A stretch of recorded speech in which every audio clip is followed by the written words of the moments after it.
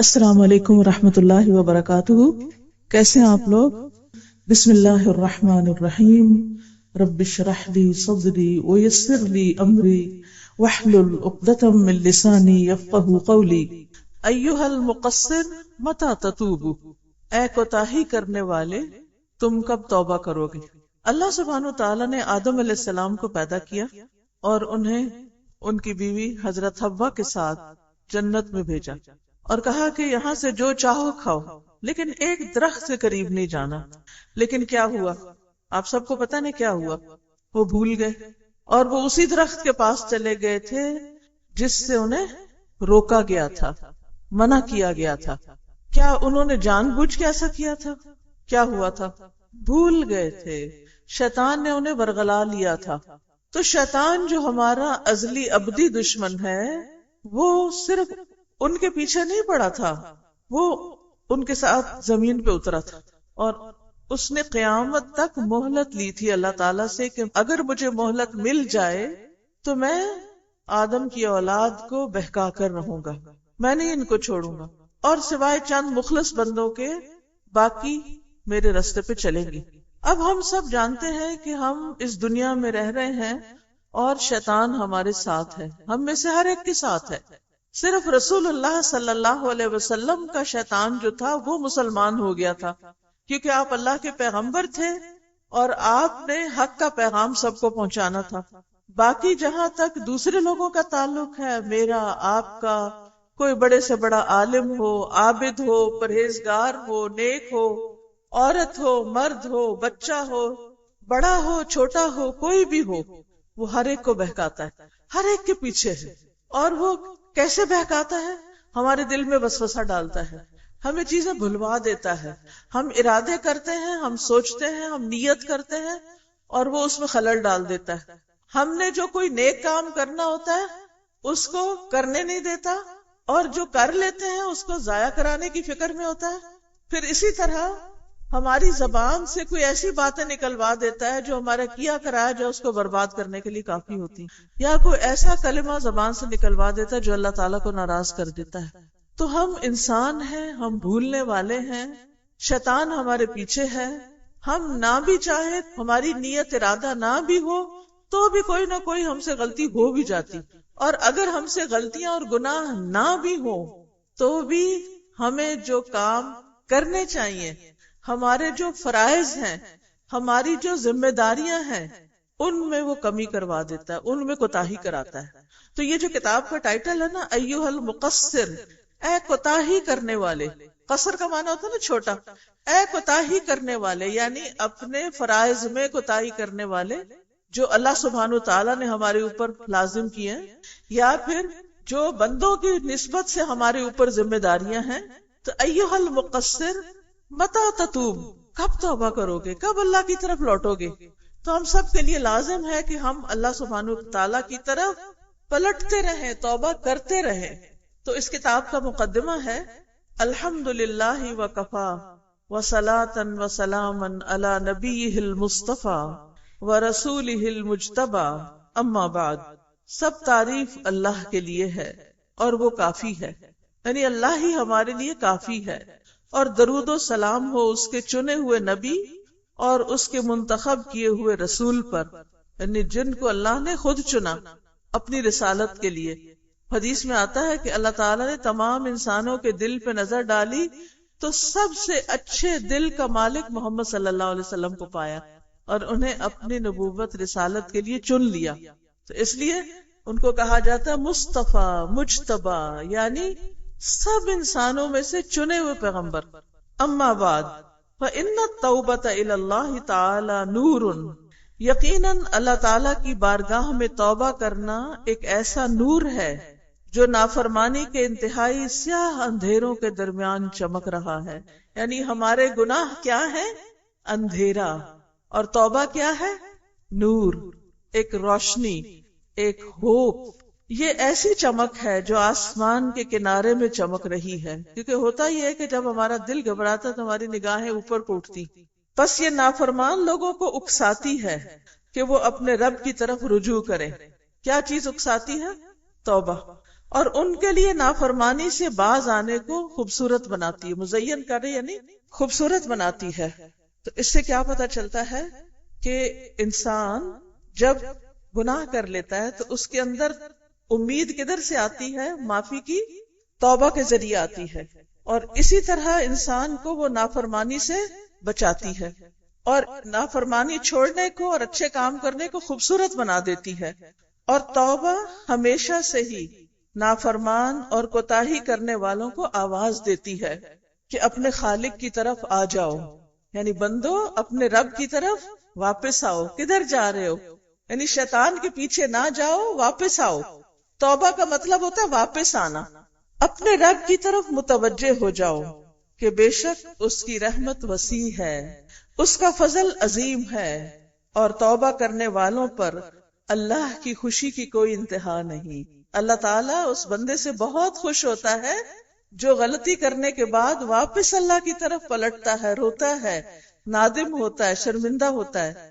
کیونکہ اپنی غلطی کو ماننا بڑا مشکل کام ہوتا ہے، اور جو بندہ توبہ کرتا ہے وہ دراصل اپنی غلطی کو مان لیتا ہے کہ اللہ میری غلطی ہے، مجھے معاف کر دے. اور وہی ہے جو اپنے بندوں سے توبہ قبول کرتا ہے اور برائیوں سے درگزر کرتا ہے، اور وہ جانتا ہے جو تم کرتے ہو.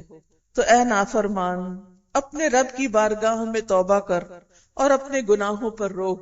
تو ہم سب کو کیا کرنا چاہیے؟ اپنے گناہوں پر رونا چاہیے. انسان روتا ہے شرمندگی سے کہ اللہ میرے سے غلطی ہو گئی ہے، میں نے اچھا نہیں کیا. اور اے کوتاہی کرنے والے، اپنے رب کی بارگاہ میں اپنی کوتاہی سے توبہ کر، یعنی جو کمی ہو گئی ہے اس کو چھوڑ دو. توبہ کا مطلب کیا ہے؟ کیا مطلب بتایا میں نے؟ واپس آنا. یعنی جو کمی کر رہے ہو وہ کمی نہ کرو، اس کو چھوڑ دو، واپس آ جاؤ، اور اس سے درگزر اور بخشش کا سوال کرو کہ اللہ تعالیٰ پھر نہیں کریں گے، آپ اس کو معاف کر دیں. اور اے فرما بردار، اپنے رب کی بارگاہ میں توبہ کر اس بات سے جو تمہیں اپنی اطاعت میں کمی دکھائی دیتی ہے، اور جو تم اپنے عمل پر مان اور غرور کرتے ہو اور اپنے عیبوں سے غفلت برتتے ہو. یعنی توبہ سب کے لیے، یہ بات یاد رکھیے. کیا ہے؟ توبہ سب کے لیے، گناہگار کے لیے بھی اور فرما بردار کے لیے بھی. گناہگار کی توبہ کیا ہے کہ گناہ چھوڑ دے. فرما بردار کی توبہ کیا ہے؟ نیک انسان کی توبہ کیا ہے؟ فرما بردار اپنی اطاعت میں کمی پہ توبہ کرتا ہے کہ اللہ میں نے حق ادا نہیں کیا، سارا کچھ کر کے بھی کہتا ہے یا اللہ حق ادا نہیں ہوا. یہ ایسا ہی ہے جیسے آپ نماز پڑھتے ہیں. جب آپ نماز پڑھ لیتے ہیں تو آپ کو کیا خیال آتا ہے کہ میں نے بہت اچھی نماز پڑھی؟ کیا خیال آتا ہے؟ حق تو یہ کہ حق ادا نہ ہوا، حق ادا نہیں ہوا، اللہ مجھے توفیق دے میں اس سے اچھی نماز پڑھوں. ہر دفعہ یہ خیال آتا ہے یا اللہ کیا بنے گا، ہماری نماز تو اچھی نہیں.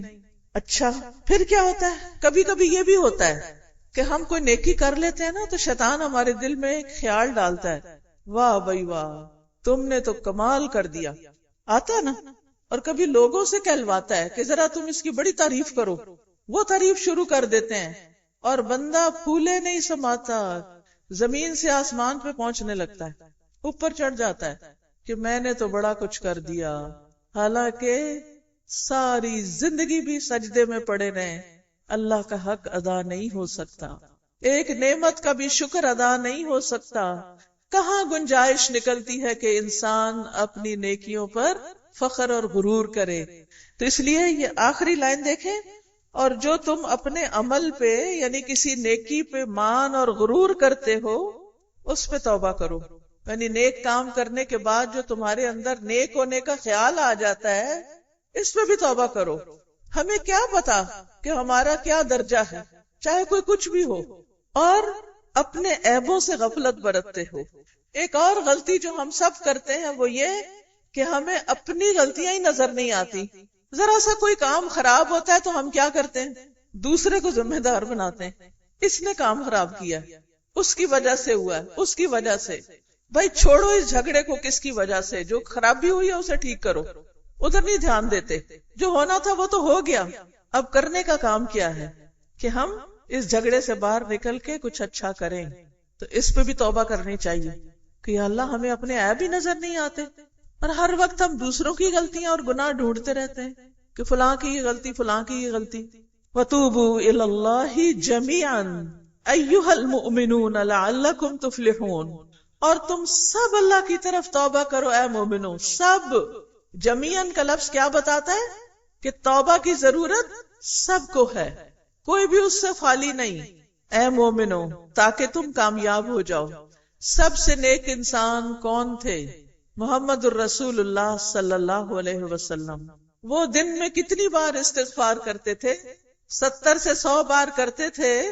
اور ہم کیا کرتے ہیں؟ ہم کرتے ہیں 70 سے 100 بار استغفار. کیا ہم آپ سے زیادہ نیک ہیں؟ نہیں. تو اگر آپ اپنے آپ کو نیک بھی سمجھتے ہیں تو بھی توبہ کی ضرورت ہے، اور اگر اپنے آپ کو گناہگار سمجھتے ہیں تو بھی توبہ کی ضرورت ہے. خواہ نیک ہو خواہ بد ہو، ہر حال میں توبہ چاہیے. یعنی ہم دو حالتوں میں سے ایک میں تو ہے نا، یا اس میں یا اس میں، جو بھی ہمارا دل کہتا ہے. اگر ہمیں خیال ہے بڑے گناہگار ہیں تو بھی توبہ کریں، اگر یہ خیال ہے بڑے نیک ہو گئے تب بھی توبہ کریں. ہر حال میں توبہ، اس لیے کہ توبہ ہی انسان کو اللہ کے قریب کرتی ہے. پہلا باب نعم التوبہ، توبہ کے انعامات، یعنی توبہ کرنے کا فائدہ کیا ہوگا. اخی الحبیب، الناس منذ خلقوا لم يزالوا مسافرین فالدنیا لیست وطنا ولا مقرا بل ہی معبر وممر ولا ينتهي السفر الا بالقدوم علی اللہ. اے میرے پیارے بھائی، جب سے لوگ پیدا کیے گئے ہیں وہ مسلسل سفر کر رہے ہیں. دنیا نہ تو وطن ہے نہ ٹھہرنے کی جگہ ہے، بلکہ یہ ایک پل اور گزرگاہ ہے. کیا ہے؟ پل کو کیا کرتے ہیں؟ کراس. ادھر کھڑے ہو جاتے ہیں، کراس کر کے چلے جاتے ہیں. پل جو ہوتا ہے نا، اس کے دو طرف خشکی ہوتی ہے، بیچ میں پانی ہوتا ہے جس کے اوپر سے وہ بنا ہوتا ہے، جس چیز کو کراس کرنا ہوتا ہے. ہمارے ایک طرف وہ وقت ہے جب ہم کچھ نہ تھے، اور ایک طرف موت کے وقت. ادھر بھی موت ادھر بھی موت، درمیان میں زندگی ہے. کنتم امواتا فاحیاکم ثم یمیتکم. تو موت تھی، زندگی ہے، پھر موت ہے. تو ان دو موتوں کے بیچ میں ہم گھرے ہوئے ہیں. تو یہ رہنے کی جگہ نہیں ہے، یہ ہمیشہ کا گھر نہیں ہے، یہ تو گزرنے کی جگہ ہے.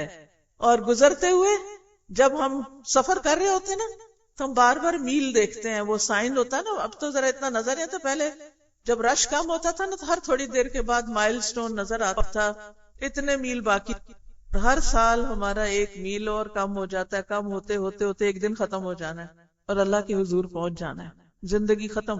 ولا ينتهي السفر الا بالقدوم على اللہ. اور یہ سفر اللہ کی طرف آنے پر ہی ختم ہوتا ہے، یعنی سب نے اللہ کے پاس پہنچنا ہے. انا للہ وانا الیہ راجعون.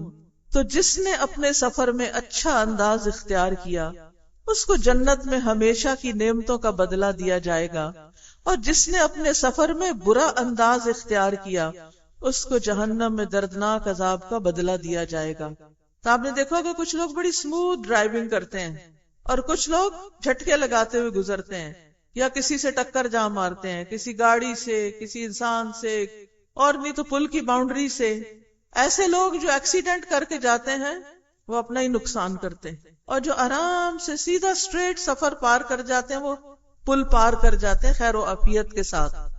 بس خوش نصیب ہے وہ جس نے اس سفر کی تیاری کی اور اس کے لیے تقوی اور نیک عمل سے سامان سفر لے لیا، اور بد نصیب ہے وہ جس نے اپنی عمر کو غفلت اور نافرمانی میں ضائع کر دیا. یہاں 2 لفظ ہیں، غفلت اور نافرمانی. بعض اوقات انسان نافرمانی نہیں کر رہا ہوتا لیکن وہ کوئی اچھا کام بھی نہیں کر رہا ہوتا، غفلت میں وقت ضائع کر رہا ہوتا ہے. ادھر بیٹھ ادھر کھڑے ہو، ٹی وی دیکھ لو، چلو واٹس ایپ دیکھ لو، اس سے باتیں کر لو، اس سے فون کر لو، اس سے چیٹنگ کر لو، بس وقت گزار رہے ہیں، ٹائم پاس کر رہے ہیں. یہ بھی ایک جرم ہے. وقت ضائع کرنا بہت بڑا جرم ہے. یہ وقت ضائع کرنا اپنے آپ کو کل کرنا ہے، یہ ٹائم کلنگ نہیں، یہ سیلف کلنگ ہے. اپنے آپ کو مارنے والی بات ہے. اپنی زندگی ختم کر رہے ہیں، آپ ضائع کر رہے ہیں جس کا کوئی نتیجہ نہیں نکلنے والا. تو جس نے اپنی عمر کو غفلت اور نافرمانی میں ضائع کر لیا تو اس کا اپنے رب کے پاس جانا نافرمانوں، گناہگاروں اور مجرم لوگوں جیسا جانا ہوگا. یعنی ایک مجرم وہ ہوں گے جو غلط کام کر کے جائیں گے، اور ایک مجرم وہ ہوں گے جو کیا کریں گے؟ وقت ضائع کر کے چلے جائیں گے. انہوں نے زندگی میں کچھ کمایا نہیں ہوگا، کچھ اچیو نہیں کیا، کچھ حاصل نہیں کیا.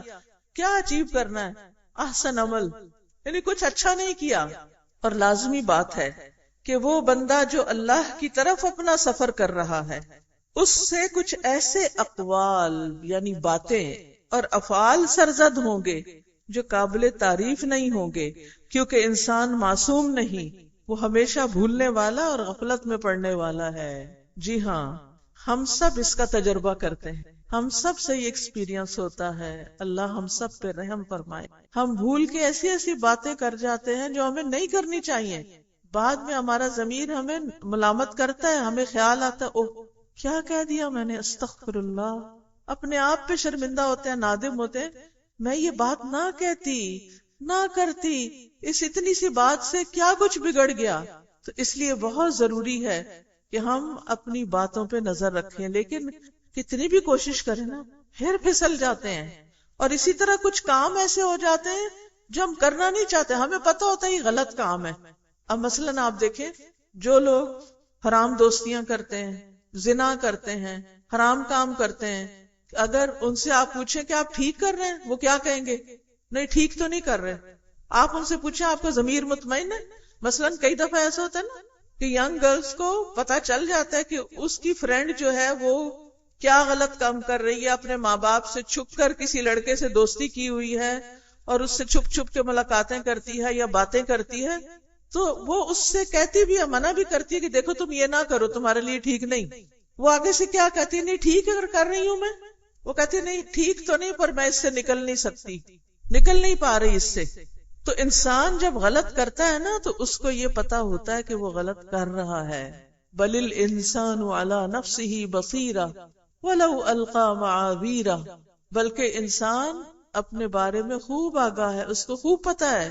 خواہ وہ کتنی ہی معذرتیں کرے، کتنے ایکسکیوزز پیش کرے، کتنے بہانے کرے، میں نے اس وجہ سے کیا، میں نے اس وجہ سے کیا، دوسروں پہ الزام ڈال دے، لیکن اس کو پتا ہوتا ہے کہ وہ کہاں غلط ہے. ہر انسان کو پتا ہوتا ہے وہ کہاں غلط ہے، اور پھر وہ بچنا بھی بعض اوقات چاہتا ہے، لیکن نفس کے ہاتھوں مجبور، لوگوں کے ہاتھوں مجبور چھوڑ نہیں پاتا. ایسے میں کیا کرنا چاہیے انسان کو؟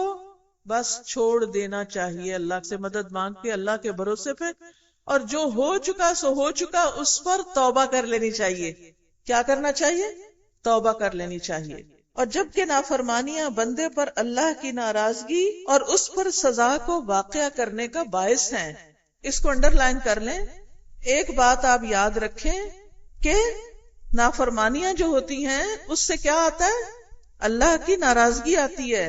یعنی جب ہم کوئی غلط بات کرتے ہیں نا تو اس پہ پکڑ ہو جاتی ہے. بعض اوقات اپنے ہی منہ سے نکلی ہوئی باتیں ہوتی ہیں، ہماری اپنے ہی منہ سے نکلی ہوئی باتیں ہوتی ہیں، اور وہ ہمارے لیے کیا بن جاتی ہیں؟ ہمارے آگے آ جاتی ہیں. کبھی آپ نے اس کا تجربہ کیا؟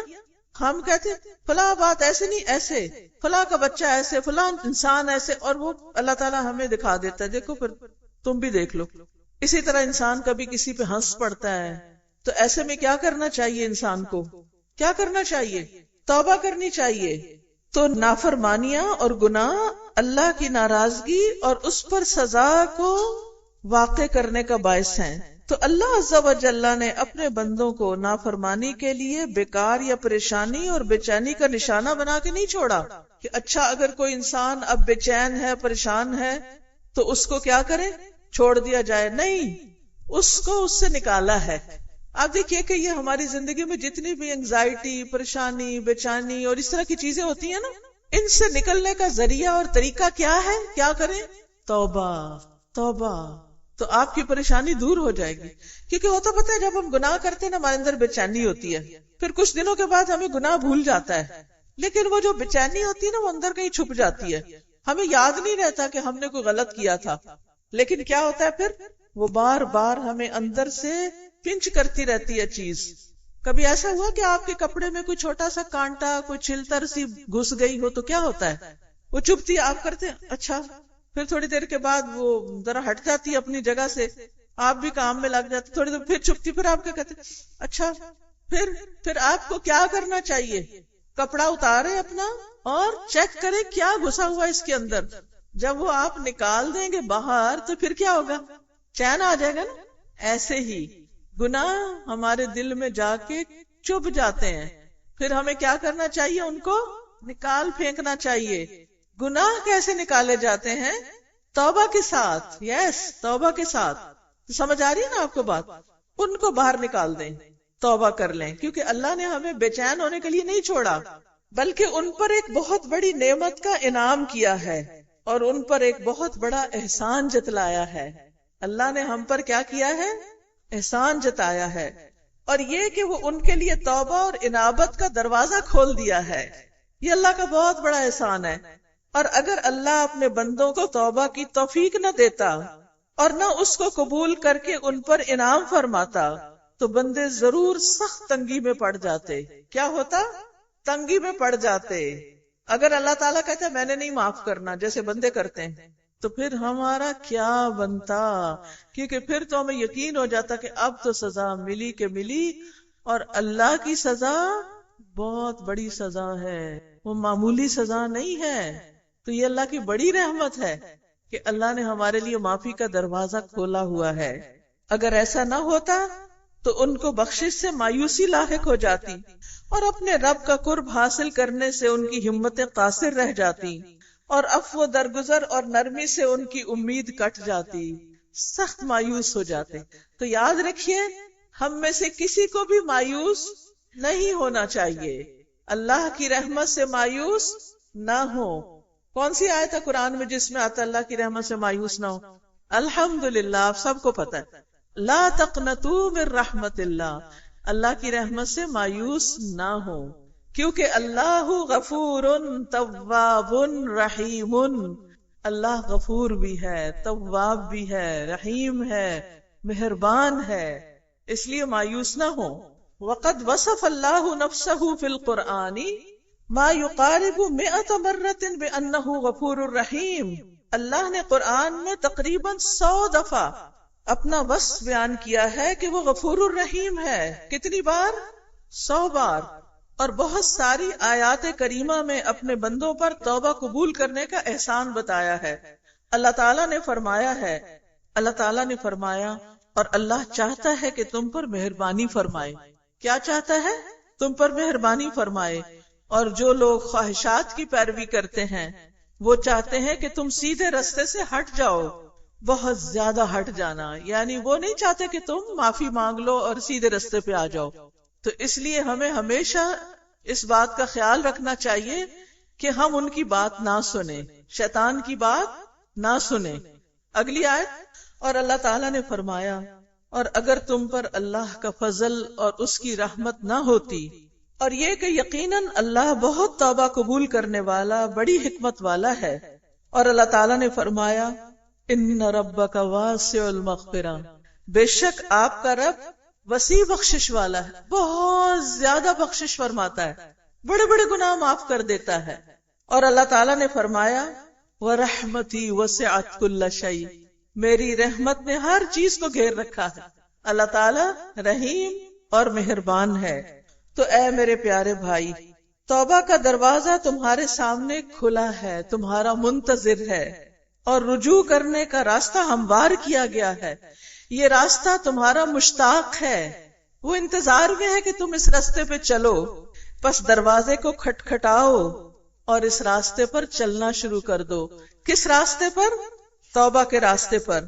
اور اپنے رب سے توفیق اور مدد کا سوال کرو، اس کے ساتھ جہاد کرو اور اس کو اپنے رب کی اطاعت پر روک دو.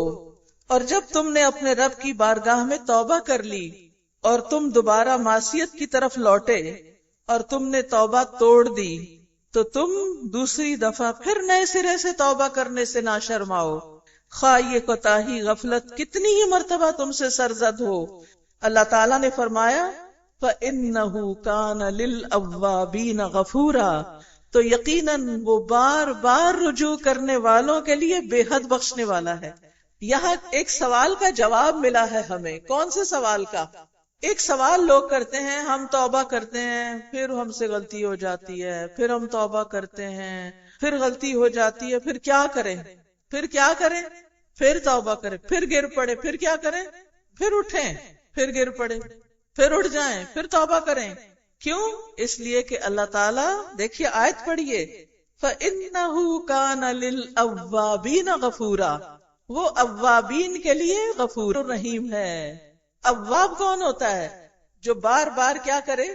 رجوع کرے، اللہ کی طرف پلٹتا جائے، رجوع کرتا جائے۔ اس لیے بہت ضروری ہے کہ آپ واپس آئیں، چاہے 100 دفعہ غلطی ہو، 100 دفعہ واپس آئیں۔ فارسی کا ایک شعر ہے، 100 بار گر توبہ شکستی بازا، 100 دفعہ بھی اگر تم سے توبہ ٹوٹ گئی ہے تو واپس آؤ، کیونکہ واپسی کا رستہ، دروازہ کھلا ہے۔ اللہ کا یہ دروازہ بند نہیں ہوتا، بس ہاں اگر موت کا وقت آ جائے، فرشتے سامنے آ جائے، پھر بند ہو جاتا ہے۔ ما لم یغرغر، جب تک وہ سانس ہنسلی میں نہیں آ جاتا، توبہ کا دروازہ کھلا ہے۔ بعض اوقات لوگ کہتے ہیں نا کہ کسی انسان کو ڈاکٹرز کہہ دیتے ہیں بس اب یہ چند دن کا مہمان ہے، بس اب یہ تو جانے ہی والا ہے، تو کیا وہ توبہ کرے تو اس کی توبہ قبول ہوگی؟ کیا خیال ہے؟ ہو جائے گی۔ آپ کو یاد ہے نا، بنی اسرائیل کے ایک شخص نے 99 قتل کر دیے تھے، پھر اس نے کیا کیا؟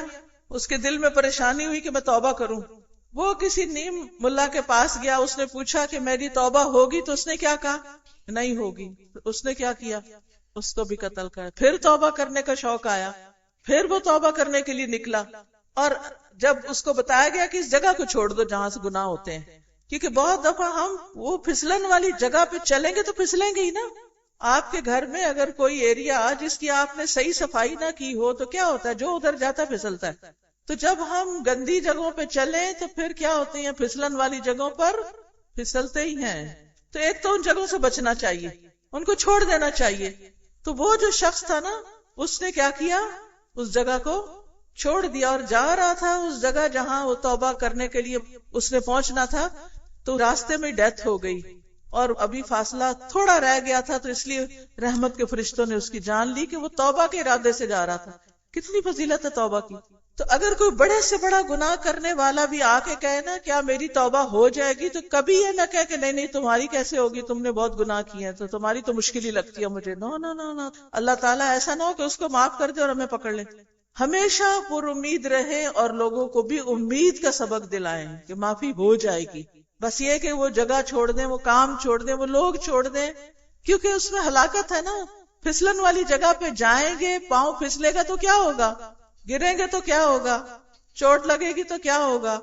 ہڈی بھی ٹوٹ سکتی ہے، موچ بھی آ سکتی، تو پھر کیا ہوگا؟ پھر پڑ جائیں گے، کسی کام کے قابل نہیں رہیں گے۔ تو گناہ پہ گناہ کرنے سے بھی انسان اگر توبہ نہیں کرتا تو پھر گناہوں کا بوجھ، جس کو قرآن میں وزر کہا گیا، وہ بوجھ اتنا زیادہ ہو جاتا ہے کہ انسان کچھ کرنے کے قابل نہیں رہتا۔ جزاک اللہ خیر۔ اللہ تعالیٰ فرماتے ہیں، کہہ دیجئے اے میرے بندو جنہوں نے اپنی جانوں پر زیادتی کی ہے، اللہ کی رحمت سے مایوس نہ ہونا، بے شک اللہ سب گناہ بخش دیتا ہے، بے شک وہی تو بے حد بخشنے والا نہایت رحم کرنے والا ہے۔ اور اپنے رب کی طرف پلٹ آؤ اور اس کے فرما بردار بن جاؤ، اس سے پہلے کہ تم پر عذاب آ جائے، پھر تمہاری مدد نہیں کی جائے گی، پھر تمہاری مدد نہیں کی جائے گی۔ یعنی عذاب آنے سے پہلے پہلے توبہ کر، گناہوں کا بوجھ اٹھا کے مت چلو، کوئی پتہ نہیں کس وقت گر پڑو، تو اس لیے توبہ کر لو، توبہ کر لو۔ اور آپ صلی اللہ علیہ وسلم نے فرمایا، اگر تم غلطیاں کرو حتیٰ کہ تمہاری غلطیاں آسمان تک پہنچ جائیں، اتنی زیادہ، کتنا دور ہے آسمان؟ 500 سال کا فاصلہ، پھر تم توبہ کرو تو اللہ تمہاری توبہ قبول فرمائے گا۔ سبحان اللہ، سبحان اللہ۔ اتنے گناہ، اتنے گناہ، اتنے گناہ، کیونکہ آپ کو پتہ ہے بہت سے لوگ دین کی طرف صرف اس لیے نہیں آتے کہ شیطان انہیں یہ وسوسہ دلاتا ہے تم بڑے گناہ گار ہو، تم کہاں نیک لوگوں میں جا کے بیٹھو گے، تمہاری غلطیاں تو نہیں معاف ہونی۔ تو پھر انسان کیا کرتا ہے؟ کہتا ہاں جانا تو جہنم میں ہی ہے، تو چلو دنیا میں تو موج کرو۔ کتنی غلط سوچ ہے یہ، جہنم میں جانا اتنا آسان ہے؟ وہ تو رونا چاہیے انسان کو کہ یا اللہ میں آگ نہیں برداشت کر سکتا، مجھے جہنم میں نہیں ڈالنا۔ مجھے تو بچا لے، مجھے معاف کر دے، میری توبہ قبول کر لے اور مجھے نیک کاموں کی توفیق دے دے۔ دیکھیں نیک کاموں کی توفیق بھی جب ہی ہوتی ہے جب انسان توبہ کرتا ہے، پھر اس کا دل چاہتا ہے کہ وہ نیک کاموں کی طرف جائے۔ تو کہتے ہیں فَأَيْنَ التَّائِبُونَ النَّادِمُونَ أَيْنَ الْعَائِدُونَ الْخَائِفُونَ أَيْنَ الرَّاكِعُونَ السَّاجِدُونَ، کہاں ہے توبہ کرنے والے، نادم ہونے والے، شرمندہ ہونے والے، کہاں ہے واپس لوٹنے والے، ڈرنے والے، کہاں ہے رکوع کرنے والے، سجدہ کرنے والے۔ تو ہمیں کیا کرنا چاہیے؟ یا رب ہم ہیں وہ، ہم تیری طرف لوٹتے ہیں۔ نبی صلی اللہ علیہ وسلم نے حضرت ابوبکر کو کیا دعا سکھائی تھی اتحیات میں پڑھنے کے لیے؟ کیا سکھائی تھی؟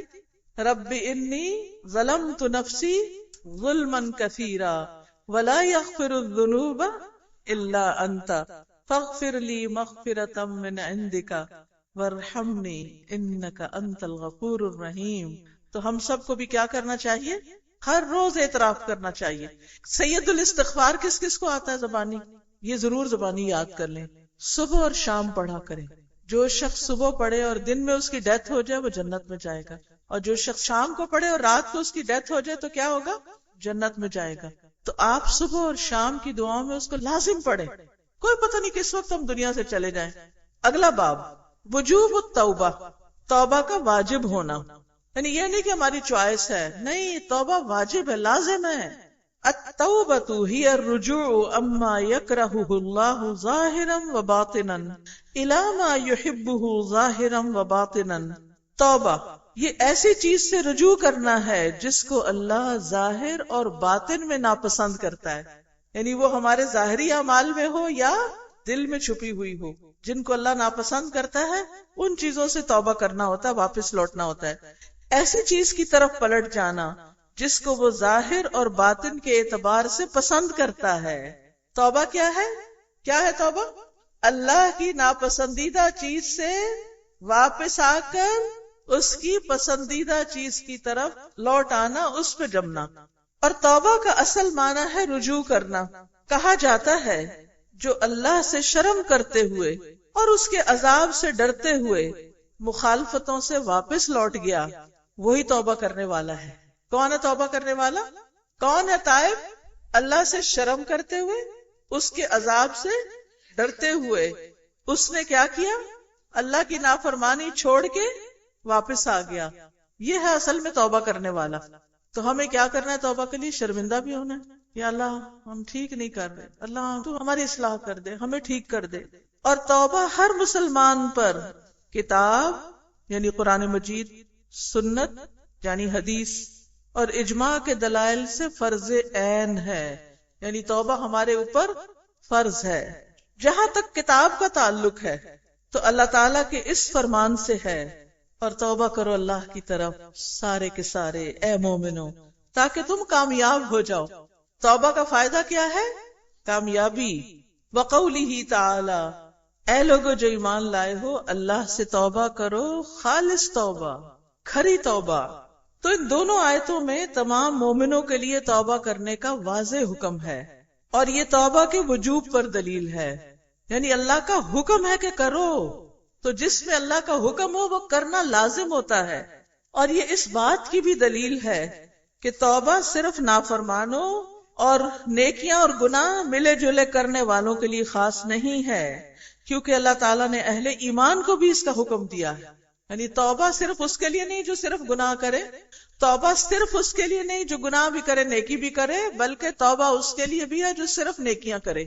اور وہ چیز جو توبہ کے واجب ہونے پر مزید دلالت کرتی ہے وہ اللہ تعالیٰ کا یہ قول ہے، وَمَن لَّمْ يَتُبْ فَأُولَٰئِكَ هُمُ الظَّالِمُونَ۔ اور جس نے توبہ نہ کی تو یہی لوگ ہیں جو ظالم ہیں، یہی لوگ ہیں جو ظالم۔ توبہ نہ کرنے والے کون ہیں؟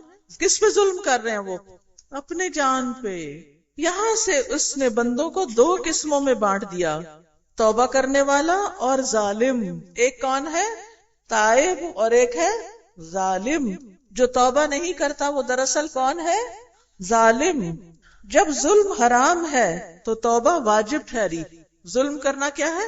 حرام، چاہے اپنے اوپر کرے وہ بھی حرام ہے، تو توبہ کرنا پھر لازم ہے۔ وَأَمَّا السُّنَّةُ، اور جہاں تک سنت کا تعلق ہے تو نبی صلی اللہ علیہ وسلم نے توبہ کا حکم دیا ہے.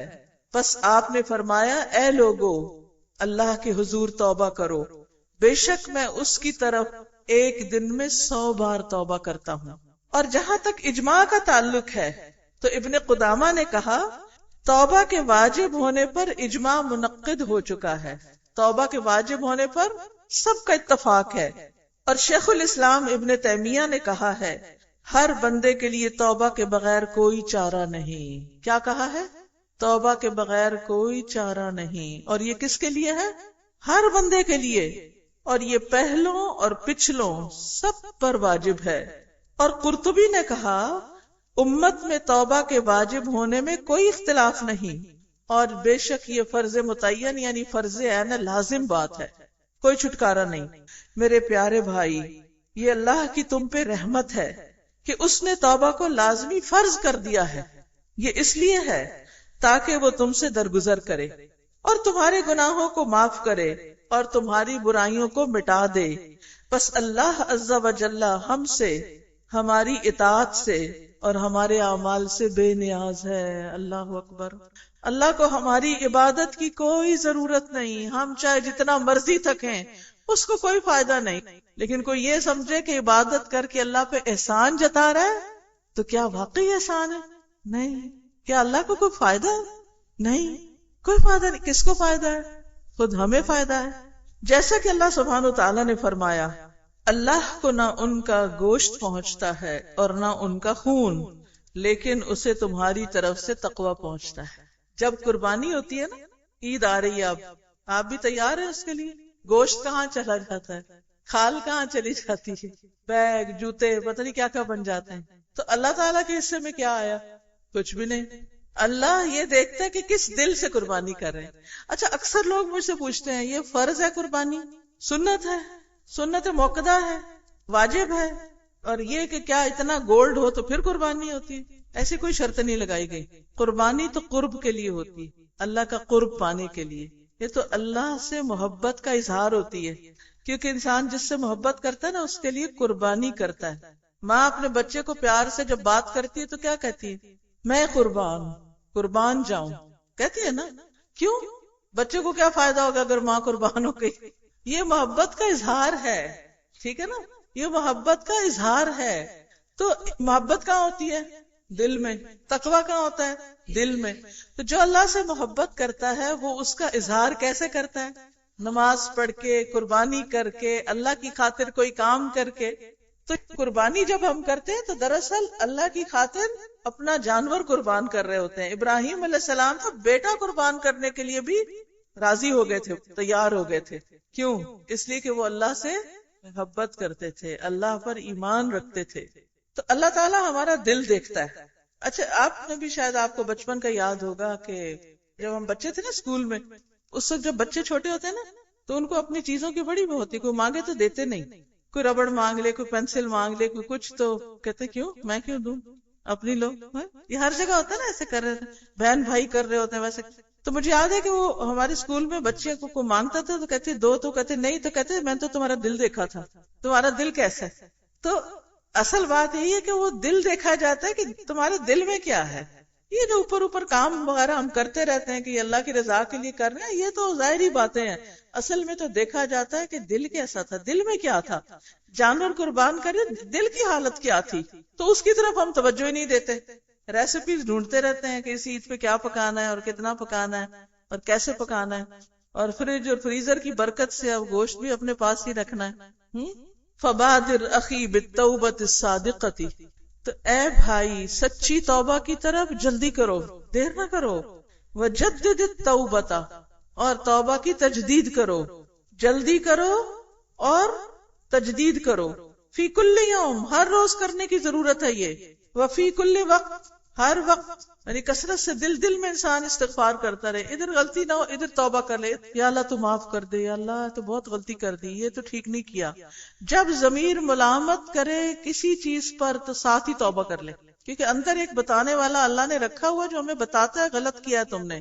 اور اکثر جب ہمارے منہ سے کوئی غلط بات نکل جاتی ہے اس وقت تو ضرور بتاتا ہے کہ یہ تم نے کیا کہہ دیا. اور آپ کو پتا ہے کہ بعض اوقات ایک بات ہوتی ہے جو انسان کو کہاں سے کہاں پہنچا دیتی، پوری زندگی کا رخ بدل دیتی. کبھی کلمہ خیر خیر کی طرف لے جاتا ہے، بڑے بڑے فاصلے طے کروا دیتا ہے، اور کبھی کلمہ شر بڑے بڑے نقصان کروا دیتا ہے. اس لیے جس وقت دل میں کھٹکے نا کوئی چیز، دل خراب ہونے لگے، تو دل خراب ہونے کا علاج کیا ہے؟ توبہ، استغفار شروع کر دے.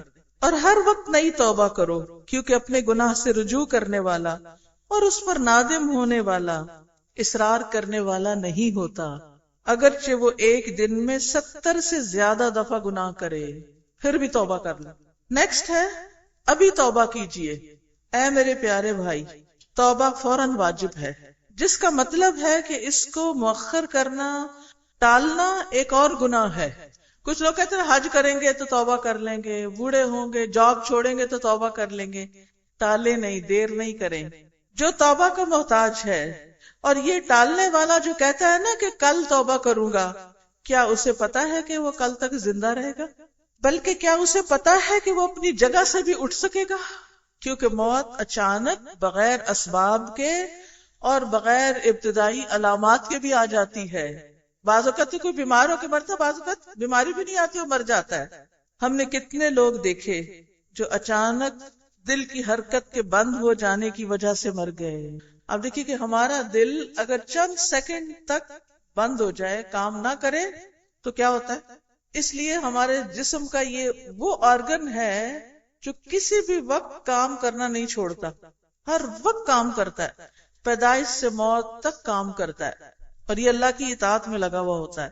جب اللہ کا حکم ہوتا ہے بند ہو جاؤ تو بند ہو جاتا ہے. ہم نے کتنے لوگ دیکھے جو اچانک حرکت قلب کے بند ہو جانے سے مر گئے، کیا دلدوز حادثات کے سبب یا ایسے اسباب کی وجہ سے جن کو اللہ کے سوا کوئی نہیں جانتا. پتہ ہی نہیں ڈاکٹرز کو کہ کیوں ڈیتھ ہوئی، پوسٹ مارٹم بھی ہوتے ہیں، سب کچھ ہوتے، پتہ ہی نہیں چلتا. کوئی شخص نہیں جانتا کہ وہ کل کیا کمائی کرے گا، کل کے دن کہاں ہوگا اور کیا کرے گا. اور کوئی شخص نہیں جانتا کہ وہ کس زمین میں مرے گا، اس کی موت کہاں لکھی ہے، اس نے دفن کہاں ہونا ہے. اللہ کو پتا ہے. یعلم مستقرها ومستودعها. اور اللہ سبحانہ و تعالیٰ نے اس چیز کی طرف جلدی کرنے کا حکم دیا ہے جو بخشش کو واجب کرتی ہو، اور اسی میں سے توبہ ہے. بس اللہ سبحانہ و تعالیٰ نے فرمایا اور اپنے رب کی جانب سے بخشش اور اس جنت کی طرف ایک دوسرے سے بڑھ کے دوڑو، مقابلے میں دوڑو، آگے نکلو. کس کی طرف؟ جلدی کرو، بخشش کی طرف اور جنت کی طرف، جس کی چوڑائی آسمانوں اور زمین کے برابر ہے. اتنا بڑا گھر ہے وہ. دنیا میں کسی کو اتنا بڑا پلاٹ مل سکتا ہے؟ کوئی اتنا بڑا گھر بنا سکتا ہے؟ نہیں. صرف زمین نہیں، کیا فرمایا؟ جس کی چوڑائی آسمانوں اور زمین برابر ہے. کتنی بڑی جنت ہوگی. اور اللہ سبحانہ و تعالیٰ نے فرمایا فاستبقوا الخیرات، بس نیکیوں میں ایک دوسرے سے آگے بڑھو. یہ نہ دیکھو کہ کوئی بھی نہیں کر رہا تو میں کیا کروں، بلکہ کیا کرو کہ میں پہلے کر لوں، میں نیکی کا کام کر لوں. اچھا بعض لوگ ہوتے ہیں نا، وہ پوچھتے رہتے ہیں اچھا آپ یہ بتائیے کہ پہلے ہم یونیورسٹی مکمل کریں یا پہلے ہم یہ تعلیم القرآن کورس کریں، پہلے ہم یہ کریں یا پہلے وہ کریں. تو انسان کو خود دیکھنا چاہیے کہ پہلے کرنے والی چیز کیا ہے. ٹھیک ہے اگر کوئی مجبوری ہے، آگے پیچھے تھوڑا بہت ہو سکتا ہے، تو ہمیں نیکیوں میں جلدی کرنی چاہیے. ہم کیوں چاہتے ہیں کہ 18 سال کی بجائے 25 سال میں قرآن پڑھیں؟ ہم کیوں نہ 18 سال میں پڑھ لیں اور باقی تعلیم تو پہلے بھی اتنے سال پڑھی، آگے بھی پڑھتے رہیں گے، پہلے اس کو تو پڑھ لیں تاکہ باقی سال جو ہے وہ اس کے مطابق گزریں. تو آخرت کے اعتبار سے تو زیادہ فائدے کے ہو جائیں گے جب ہمیں پتا چل جائے گا کہ اللہ کی پسند کے کام کون سے ہیں. اور اللہ عز و جل نے فرمایا والذین اذا فعلوا فاحشة او ظلموا انفسهم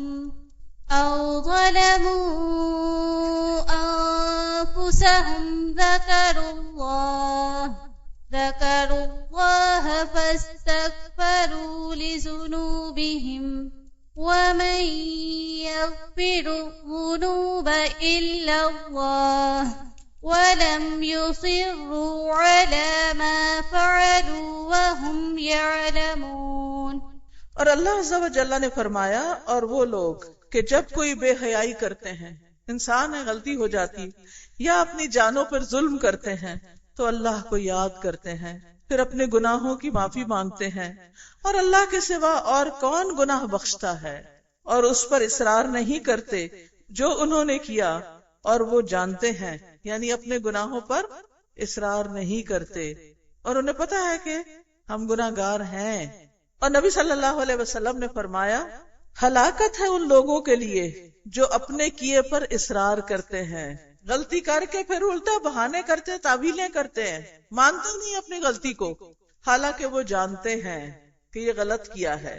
فَيَا أَخِي الْحَبِيبِ تُبِ الْآنَ قَبْلَ أَن تَتَرَاكَمَ الظُّلْمَةُ عَلَى قَلْبِكَ، اے میرے پیارے بھائی ابھی توبہ کرو اس سے پہلے کہ تمہارے دل پر سیاہی کی کئی تہیں چڑھ جائیں تو تم نافرمانی سے کنارہ کشی کی طاقت نہ رکھ سکو۔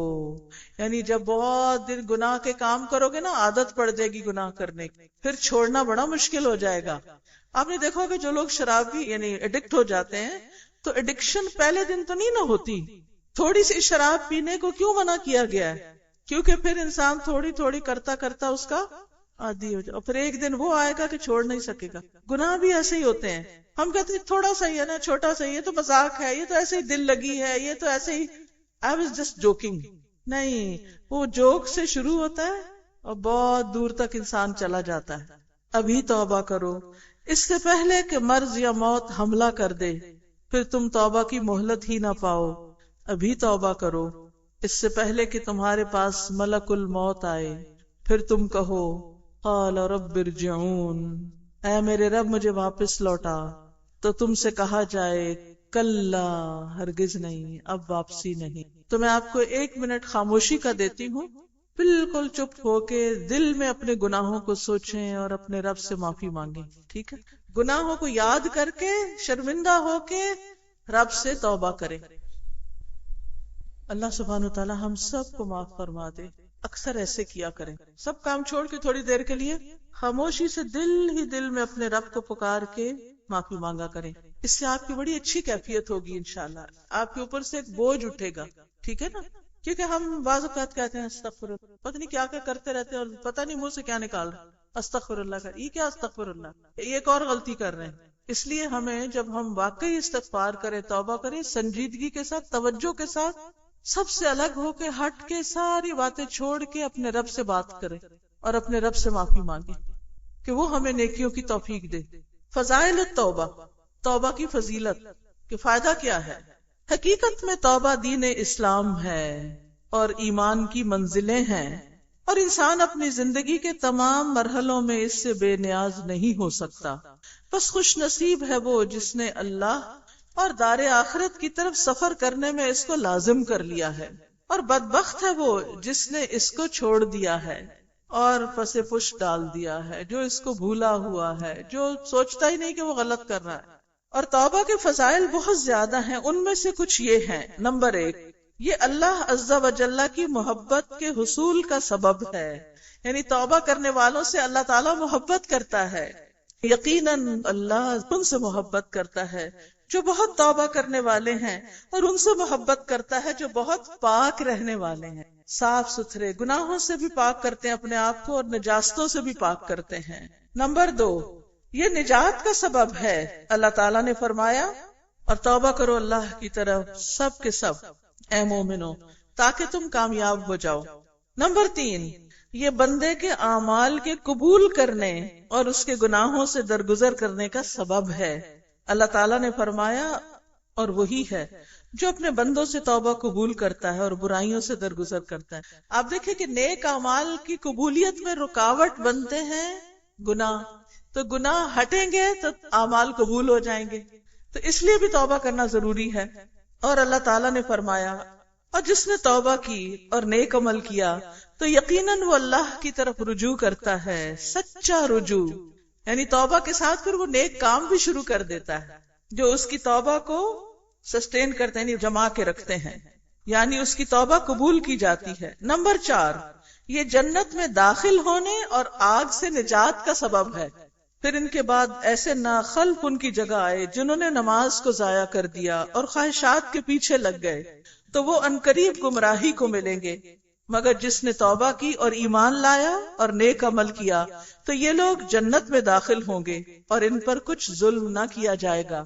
تو اس سے کیا پتہ چلتا ہے کہ اگر کسی کی نمازیں رہ گئی ہیں یا کسی نے اور غلط کام کر لیے ہیں، پھر وہ توبہ کرے تو اس کے لیے بھی جنت کے دروازے کھلے ہیں۔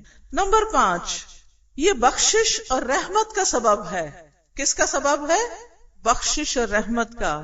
اور اللہ تعالیٰ نے فرمایا، اور جن لوگوں نے برے اعمال کیے پھر ان کے بعد توبہ کر لی اور ایمان لے آئے، اس کے بعد بے شک آپ کا رب بہت بخشنے والا نہایت رحم والا ہے۔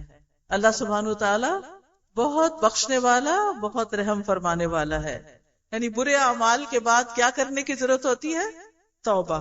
نمبر 6، سبحان اللہ، یہ بہت خوبصورت بات ہے، یہ جو نمبر 6 ہے، یہ گناہوں کے نیکیوں میں بدل جانے کا سبب ہے۔ توبہ سے گناہ بھی کیا بن جاتے ہیں؟ نیکی۔ اللہ اکبر، یعنی کھوٹے سکے کھڑے ہو جاتے ہیں۔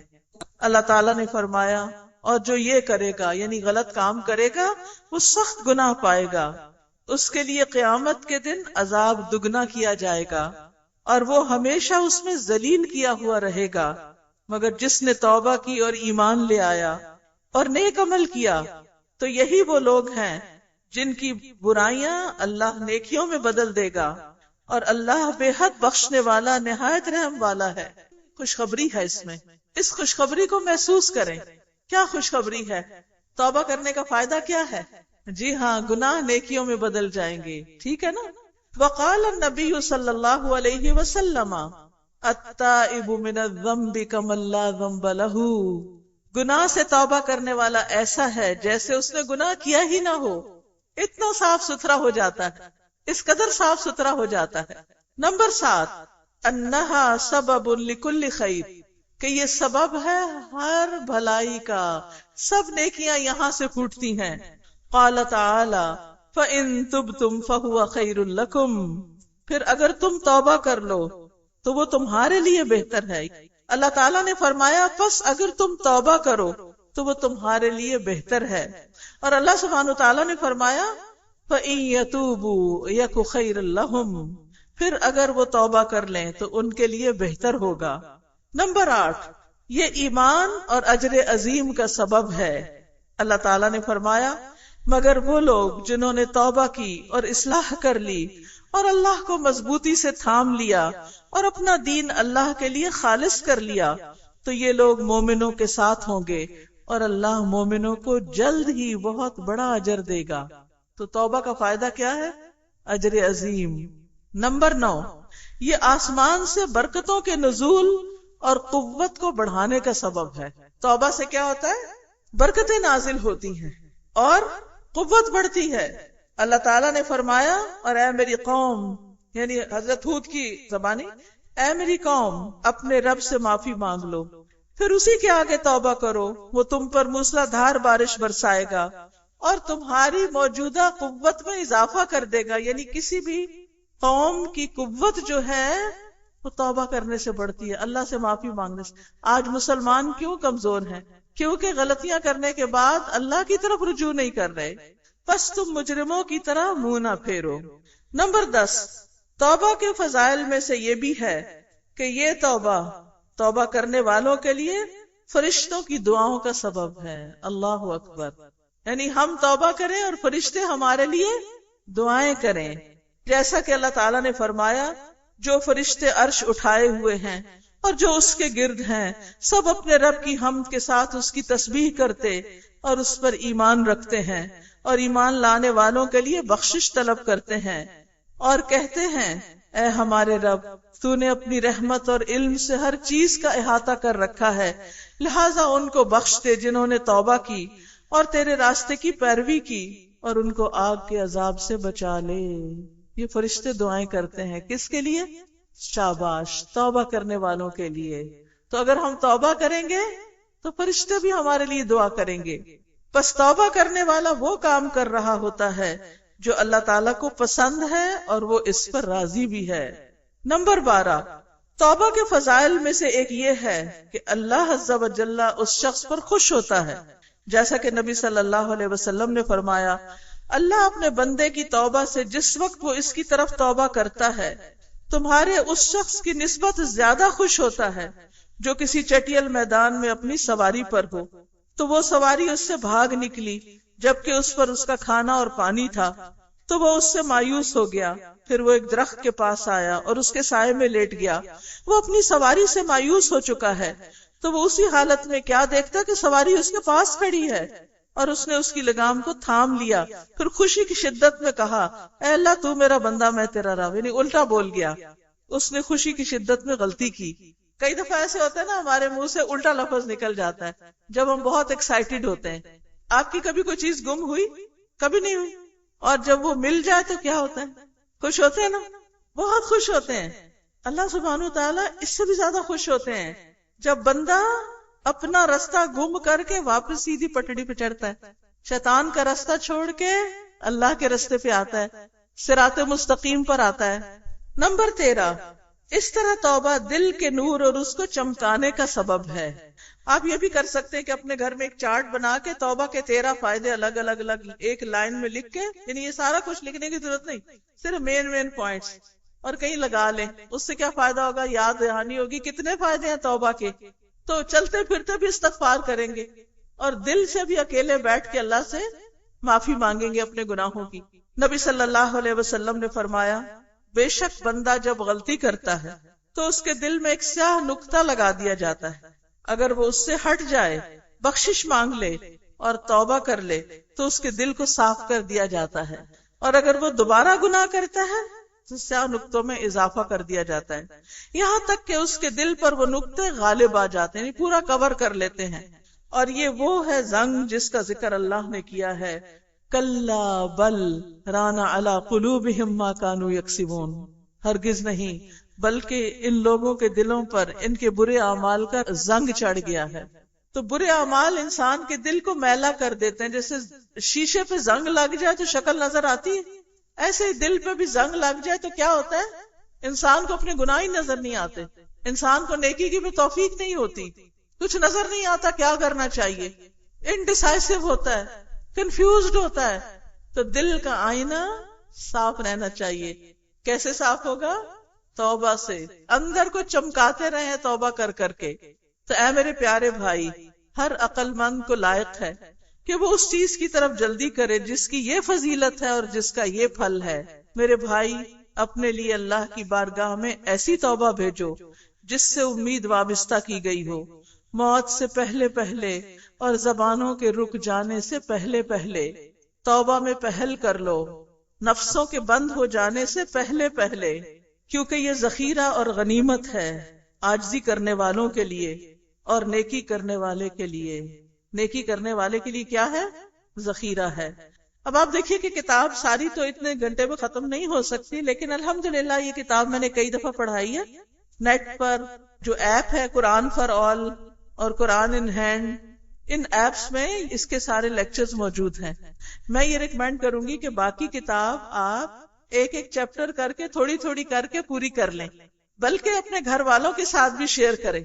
اب کیا ہے، اللہ کا شکر ہے آپ کے پاس ایک کتاب ہے، اور یہ کتاب ہر بندے کے پاس ہونی چاہیے۔ گھر میں ہو تو کوئی بھی اٹھا کے پڑھے گا نا، اور اس کو بھی توبہ کی توفیق ہوگی، اس کو بھی توبہ کی امپورٹنس پتہ چلے گی۔ اور آپ دیکھیے کہ اس کے علاوہ بھی بڑے فائدے ہیں، بارشیں برستی ہیں، بیٹوں کا وعدہ ہے، باغوں کا وعدہ ہے، رزق روزی کا، تو بہت سی خیر اور بھلائی کس سے آتی ہے؟ توبہ کرنے سے آتی۔ لہذا کرتے رہیں اس حال میں جائیں اللہ کے پاس کہ صاف ستھرے ہوں۔ اللہ تعالی ہمیں اس کی توفیق عطا فرمائے اور ہمارے گناہوں کو معاف فرما دے۔ توبہ کا سبق یہی کہ انسان اپنے فرائض اچھے سے پورے کرے، اپنی نمازوں میں تاخیر نہ کرے، کیونکہ پہلا کام کیا ہے؟ عبادت، اور عبادت میں پہلا کام کیا ہے؟ نماز کی پابندی۔ میری دعا ہے کہ اللہ سبحانہ وتعالی ہمارا سب کا آج یہاں اکٹھا ہونا قبول کرے۔ آپ سب گھروں سے آئے ہیں، نکلے ہیں، کرایہ لگایا ہے، تکلیف اٹھائی ہے، یہاں پہنچے ہیں، اللہ اس کو قبول کر لے۔ جنہوں نے اس ہال کو سپانسر کیا اللہ تعالیٰ ان کی بھی نیکی قبول کر لے، اور جنہوں نے آپ کو اس کی دعوت دی اور جس کا انتظام کیا اور یہ سارا کچھ سب سجایا بنایا، اللہ تعالیٰ سب کو جزائے خیر دے۔ اللہ ہمارے والدین کو بخش دے، اللہ ہمارے بچوں کو بخش دے، اللہ ہمیں بخش دے۔ یا رب العالمین ہمیں اچھا انسان بنا دے. اللہ ہمیں مرتے دم تک توبہ کرتے رہنے کی توفیق عطا فرما. ربنا ظلمنا انفسنا وان لم تغفر لنا وترحمنا لنكونن من الخاسرین. یا رب العالمین تو سب بیماروں کو صحت عطا فرما، سب دکھی لوگوں کے دکھ دور فرما. یا اللہ جو شخص جس پریشانی میں اس کی پریشانی دور فرما. جو ماں باپ بچوں کے رشتوں میں پریشان ہیں ان کی پریشانی دور کر. اللہ ہمارے گھروں میں سکون پیدا کر دے. یا اللہ آپس میں محبتیں پیدا کر دے، ایک دوسرے کو معاف کرنے کی توفیق دے، اور اللہ تو ہمیں معاف کر دے. ربنا تقبل منا انک انت السمیع العلیم وتب علینا انک انت التواب الرحیم. وصلی اللہ تعالی علی خیر خلقہ محمد وعلی آلہ واصحابہ واہل بیتہ اجمعین برحمتک یا ارحم الراحمین. الہی آمین. سبحانک اللہم وبحمدک اشہد ان لا الہ الا انت استغفرک واتوب الیک.